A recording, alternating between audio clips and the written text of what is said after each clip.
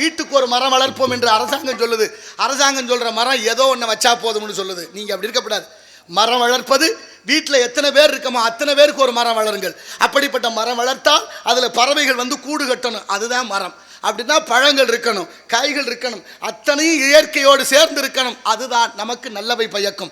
மனிதர் இனம் வாழ வேண்டும் என்றால் பறவைகள் நிம்மதியாக இருக்கணும். பறவைகள் மட்டும் அழிந்து விட்டால் 25 நிமிஷத்தில் மனித இனம் அழியும் என்று விஞ்ஞானிகள் கருதுகிறார்கள். என்னன்னு தெரியுமா? பறவைகள்லாம் அழிஞ்சு போச்சுன்னா மனுஷன் வாழ முடியாதான்.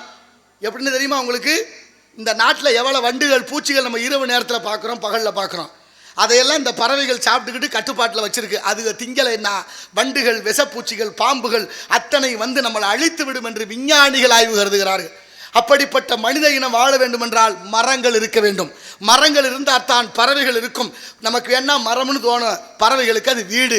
அந்த வீட்டை இழந்த அந்த பறவை என்ன பாடுபடும் என்று சிந்தித்து பாருங்கள். அன்பு உறவுகளே, எத்தனையோ விஷயங்கள் இந்த நாட்டில் விட்டு செல்றோம்.